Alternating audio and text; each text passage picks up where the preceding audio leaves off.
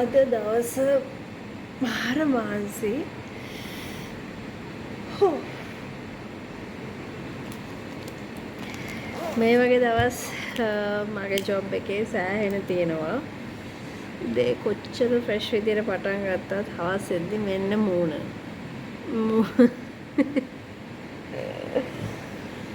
මූණක් හොදලා නැහැ. දවසේම කම්පියුටර් එක දිහා බලාගෙන තමයි ඉතින් දවස ගෙවෙන්නේ accounts කරද්දී. මට තව දවස් 3-4යි තියෙන්නේ account එක දෙන්න.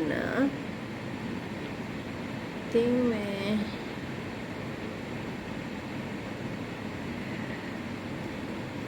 දවස් කීපයයි තියෙන්නේ account එක ඉල්ලනවා boss.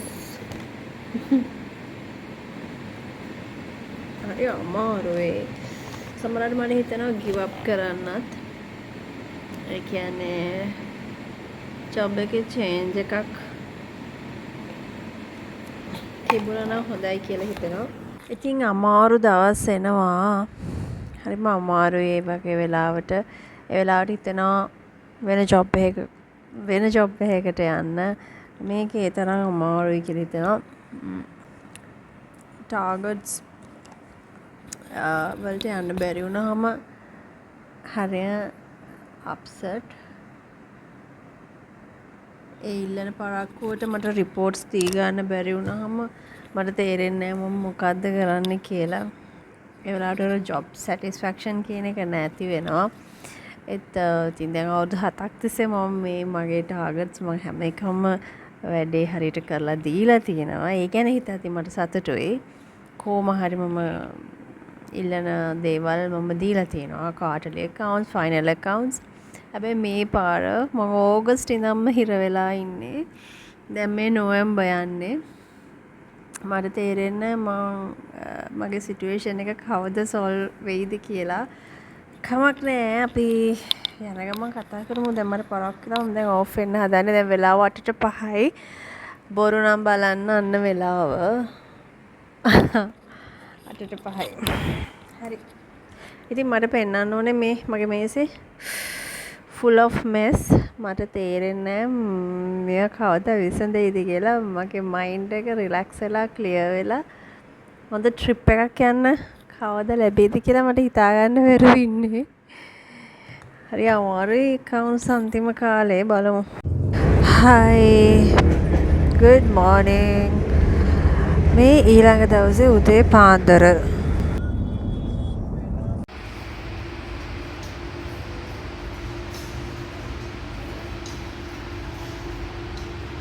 අපි දැන් ෆස්ට් ෆ්ලෝර් එකට යමු.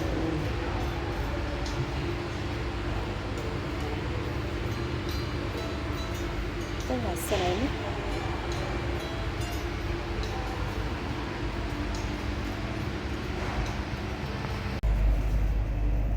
ෆස්ට් ෆ්ලෝර් එකට යන්නේ. සත්තිකුත් දෙනවා. මේක හරි අමුතුයි. මාර පරණ ලුක් එකක් තියෙන ග්‍රෑන්ඩ් ඔරියන්ටල් හොටෙල්. ඒ ලිෆ්ට් එක හරි අමුතුයි මේ පේනවා. ලී වලින් හදලා තියෙනවා. මම දැන් ඇවිල්ලා ඉන්නේ ට්‍රේනින් එකකට වර්ක්ෂොප් එකකට ඇත්තටම. ග්‍රෑන්ඩ් ඔරියන්ටල් හොටෙල් එකේ තමයි මේක තිබුණේ. ඔන්න දැන් ටී ටයිම්. ටිකක් බඩගිනිත් එක්ක මම උදේම බත් කාලා ආවේ. එනිසා ෂේප් එකේ එක කෑවා. වොෂ්රූම් පැත්තෙත් පොඩ්ඩක් ආවා. අද පාඩම ගම් පෙරළිය. නෑ ළමයි අද මම ඇවිල්ලා ඉන්නේ ඇත්තටම කියනවා නම් accounting standards ඉගෙන ගන්න. මේ වගේ trainings කීපයකට මම කලින් ගිහිල්ලා තියෙනවා. අද මේ මම හිතන්නේ කීවෙනි එකද මන්දා. කොහොම හරි මම ඇවිල්ලා තියෙනවා සෑහෙන ප්‍රමාණයක්. ඉතින් accounting standards වෙනස් වෙනවා. ඉතින් ඒත් එක්කම අපි අප්ඩේට් වෙන්න ඕනේ. public sector එකේ වැඩ කරන ඉඳ SLIPSAS කියන accounting standards තමයි මම ඉගෙන ගන්න ඕනේ. ශ්‍රී ලංකා public accounting standards කියලා කියන්නේ. කොමර්ස් කරන අය ඉතින් දන්නවා ඇති. ඉතින් ඔන්න ලන්ච් එකත් ආවා. ලන්ච් එකෙන් පස්සේ අපිට ඇත්තටම 4 විතර වෙනකන් වර්ක්ෂොප් එකේ යනවා. ඉතින් මෙන්න මෙහෙම මම කනවා. ඊට පස්සේ බලමු මොකද වෙන්නේ කියලා.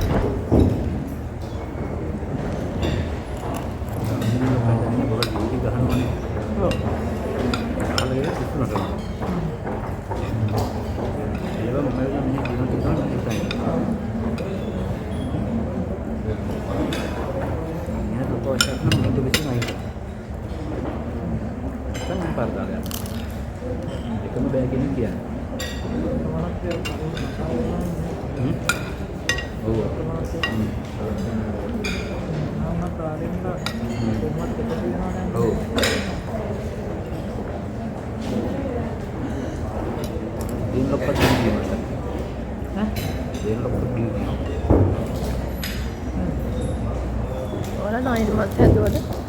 9 month accounts හැදුවද? හදන්නේ නැද්ද? බජට් වලට ඕනේ නැද්ද? comparatives දානවද? ඔය දෙනත් 9 month actual.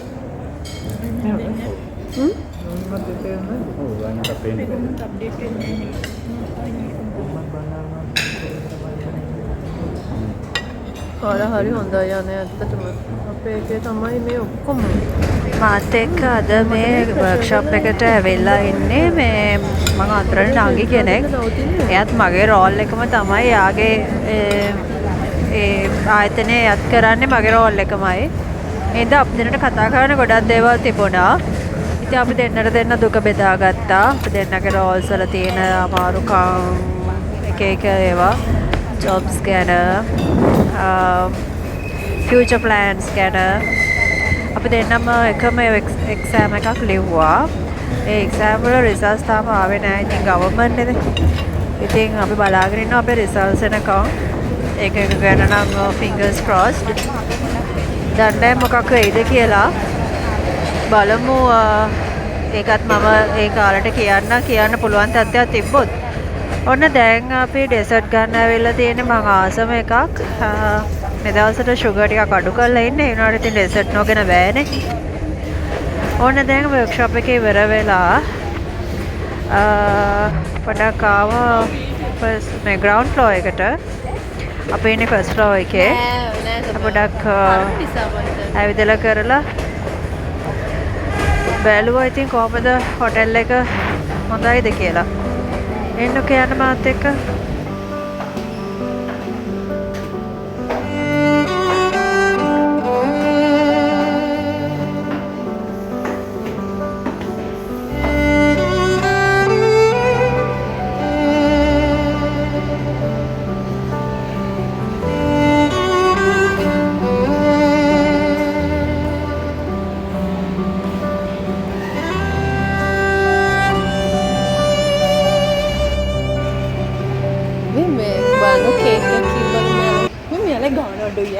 මෙයාලගේ මං ඇහුවා ඩිනර් එක 3900යි. ඔව් බ්‍රෙක්ෆාස්ට් එක 1800 වුණා. 1800ක්ද කොහෙද? මේ වань ඔරෙන්ජ් කේක් එක 390යි. රිබන් කේක් පීස් එක බාන කරන හොට්ට ලොකුයි ඒක.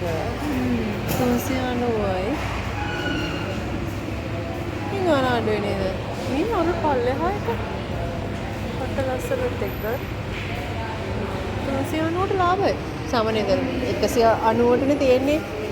මට කඩන්නත් හිතෙනවා ඒක හස්බන්ඩ්.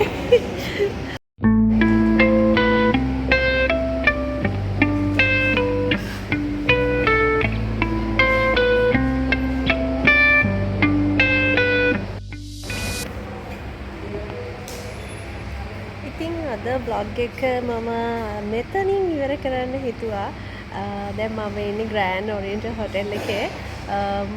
මට මුල ඉඳලම වොයිස් කරන්න බැරි වුණා. ඉතින් දැන් තමයි මට ටයිම් එකක් ලැබුණේ. වර්ක්ෂොප් එක ඉවර වුණා හරියටම 4:05ට. දැන් මගේ යාළුවා කේක්ස් ගන්නවා අතනින්. ඒ කේක් ඒ කියන්නේ පීස් එක ලොකුයි. කේක් කෑල්ල ලොකුයි. 390ට ලාභයි කියලා හිතුණා. ඉතින් මටත් ගන්න හිතුණා. හැබැයි මම ඊයේ පෙරේදත් කේක්ස් අරන් ගියා ගෙදර. ඒ නිසා මම ගන්නෙ නෑ. මම මෙහි සාමාන්‍යයෙන් dinner per person dinner prices ඇහුවා 3900ක් වගේ මට මතක විදිහට කිව්වේ.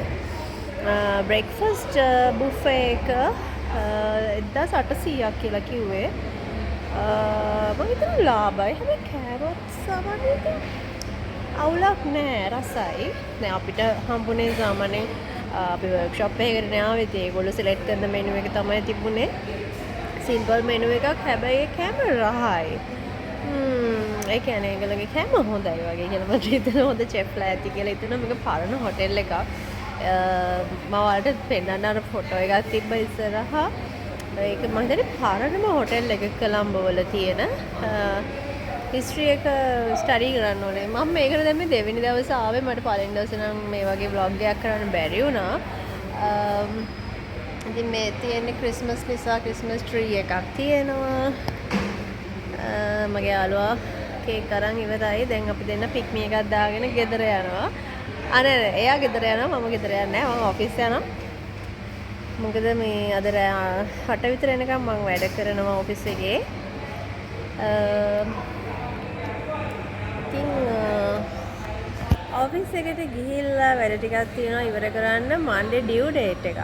ඉතින් accounts කරනකොට ඔහම තමයි. ටිකක් අමාරු කාලේ එනවා. අයිස් ගන්න කාලත් එනවා. ඉතින් බොරු කියන්න ඕනේ නෑනේ. ඉතින් බලමු අපි කොහොමද මේ මට පුළුවන් වෙයිද දන්නේ නැහැ. ඉතින් කොහොම හරි කරලා දෙන්න වෙනවා.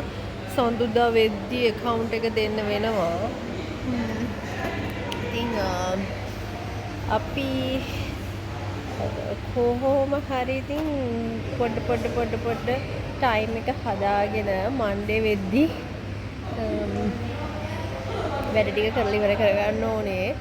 මන්ඩේ නෙමෙයි අදම සන්ඩේ හවසවත් එද්දි ඉවර කරගන්න ඕනේ. ඒතර මට තව දවස් බ්‍රහස්පතින්දා අද බදාදා.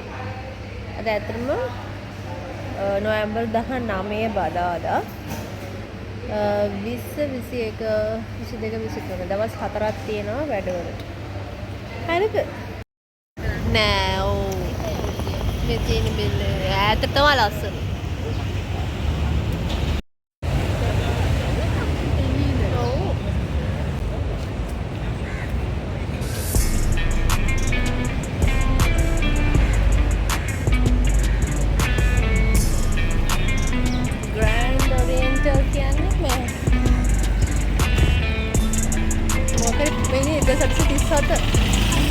මුල්ම සුද්ධ හොදපු මොකක්ද ඒක?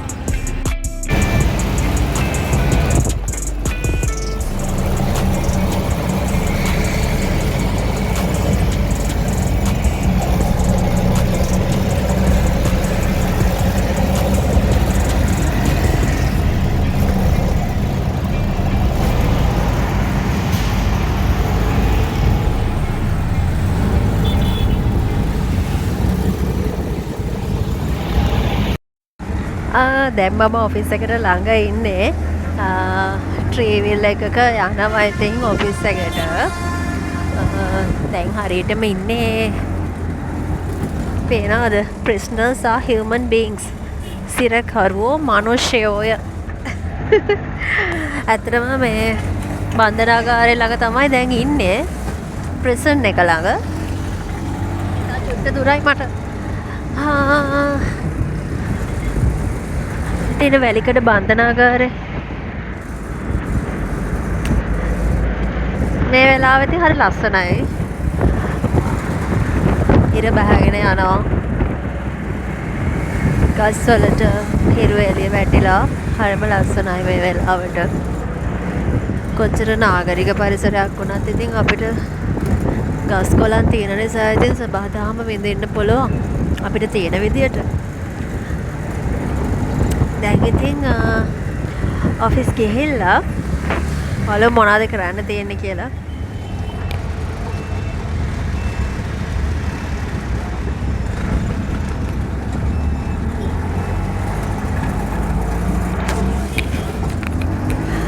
ඉතින් අද දවස මහන්සි ටිකක් අපි ස්ටෑන්ඩඩ්ස් තමයි ඉගෙන ගත්තේ. ස්ටෑන්ඩඩ්ස් 4ක් විතර මම දැන් ඉගෙන ගත්තා. ඔව්. PPE ඊළඟට policy changes ඊළඟට තව මොනවද අපි ඉගෙන ගත්තේ? presentation. ඔව් මේ ඇතුළට යන්න. ඒ වගේ ටිකක් ඉතින් අපි ඉගෙන ගත්තා. ඒවා ඉතින් ඉම්ප්ලිමන්ට් කරන්නත් ඕනේ. ඒ තමයි most important thing වෙන්නේ. ඉතින් අතරම මේ අද ට්‍රේනින් එක මට ඔෆිස් එකෙන් තමයි ලැබුණේ. ඉතින් ඔෆිස් එකට thank you කියන්න ඕනේ මේ වෙලාවේ.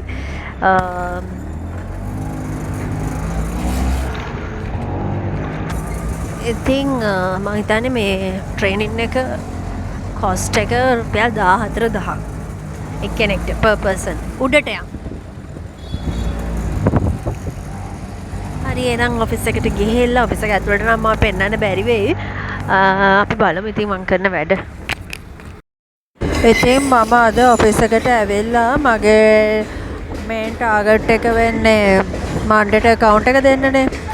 ඉතින් මම ඒකට අත්‍යවශ්‍ය වැඩ ගොඩාක් 2-3ක් ඇතුළත කරගත්තා. ඒකල්ල මම රෑ වෙලා තමයි ඕෆ් වුණේ. ඉතින් ඕෆ් වෙලා මම දැන් ට්‍රේන් එක ගත්තා. ට්‍රේන් එකේ තමයි ඉක්මනටම ගෙදර යන්න පුළුවන්. අනිත් එක මේ ඉක්මනට කෙසේ වෙතත් නිදහසේ ඔළුව කැක්කුමක් නැතුව ගෙදර යන්න පුළුවන් එකම මාර්ගය තමයි ට්‍රේන් එක. මට නම් මේ බස් එකේ යද්දී වොමිට් වෙනවා වගේ එනවා. බස් වල එන මේ ස්මෙල් එකටයි අනේ මන් දන්නේ මට අපේ අමාරුයි. මම කම්ෆර්ටබල්ම ට්‍රේන් එක දැන් පුරුදු වෙලා තියෙන්නේ හැමයි. ඉතින් මම තමයි වෙන්නේ. දැන් මම ට්‍රේන් එකකින් බහැලා යනවා. මම තව ටිකක් දුර යන්න ඕනේ. ඒ නිසා මේ ටුක් ටුක් එකක් ගන්නවා. අතරම මට මේ පික්මි එකක් හැමදාම මට දාලා දෙනවා. ඉතින් හස්බන්ඩ් ටිකක් රෑ වෙන නිසා එයා මට ගෙදර ඉඳන්ම පික්මි එක දාලා දෙනවා. එතකොට මේ මට තියෙන ඉතින් ඒකේ නැගලා යන්න ගෙදර. ඒක ඇත්තටම ලොකු සහනයක්. ඇහෙනවද? ට්‍රේන් එක යන සද්ද ඇහෙනවද ඔයගොල්ලන්ට? දැන් ඉතින් මේ නාඩි 10ක් විතර යයි මට තව ගෙදර යන්න. ඉතින් හැමදාම නෙමෙයි ඉතින් මේ වගේ දවස් ජීවිතේ අමාරු දවස් සෑහෙන ඉතින් මේ ජොබ් එකේ තියෙනවා.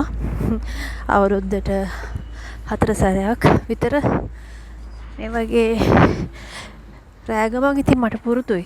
සාමාන්‍යයෙන් ඉතින් ගෙදර යද්දී 9:00 වෙනවා ඉතින්.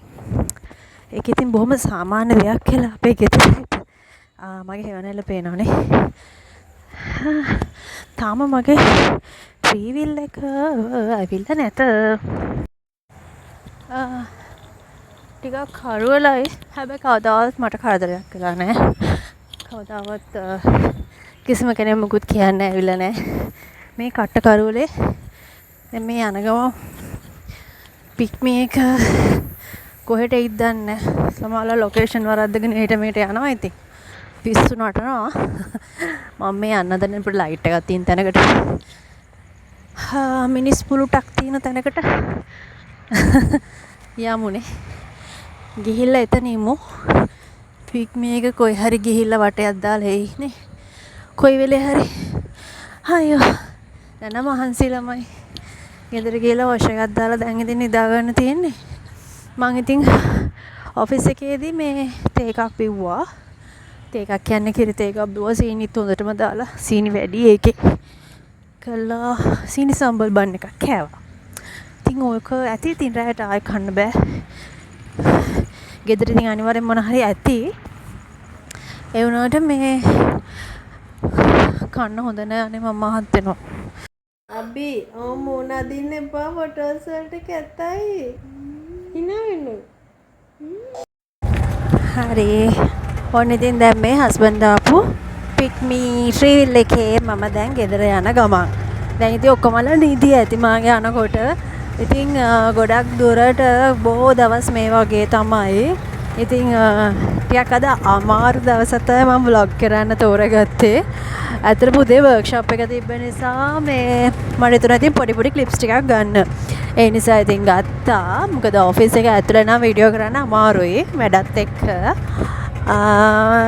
ඉතින් ඒත් අර චූටි වීඩියෝ ක්ලිප්ස් දෙකක් විතර මම දැම්මේ මේ ඒකත් මේ අද ගත්ත එකක් නෙවෙයි කලින් දවසක ගත්ත එකක් මේ අද ඇත්තටම පිස්සෙක් වගේ මම අද වැඩ ඒ කියන්නේ සඳර දැන් මේ වැඩේ දෙන්න තියෙන නිසා අපු ගමම්ම පටපට ගාලා වැඩ ටික කරගත්තා සපෝට් එකට අපේ ෆයිනෑන්ස් ඩිවිෂන් එකේ අපේ එක මෙම්බර් කෙනෙක් හිටියා එයත් එක්ක ඉතින් ටට්ටක් ගාලා ටාගට් කරපු වැඩ ටික කරගත්තා ඇත්තටම අද මට දැනෙන විදියට ඉතින් සැටිස්ෆයිඩ් දවසක් ඉතින් ගෙදර ගිහිල්ලා ඉතින් බබාලා දෙන්නවත් චුට්ටක් තුරුළු කරගෙන චුට්ටක් ඒගොල්ලන්වත් කඩල් කරලා දැන් ඉතින් නිදා ගන්න තමයි තියෙන්නේ ළමයි ආයේ හෙට දවස පටන් ගන්න ආරමුණෙන් තමයි ඉතින් නිදාගන්නේ.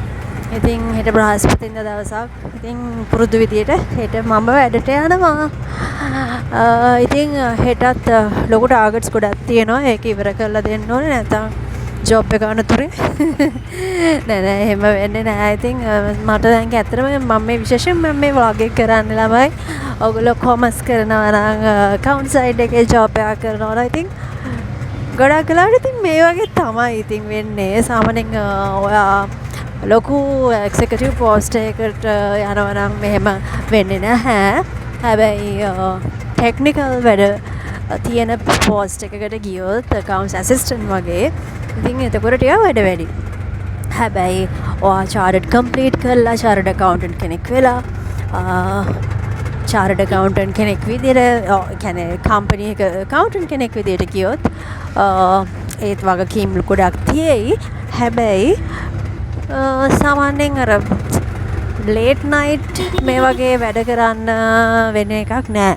ඉතින් ඇත්තටම මේ මම ප්‍රයිවට් සෙක්ටර් හිටියා නම් මම දන්නේ අද මම මොන වගේ ජොබ් එකකින්ද කියලා.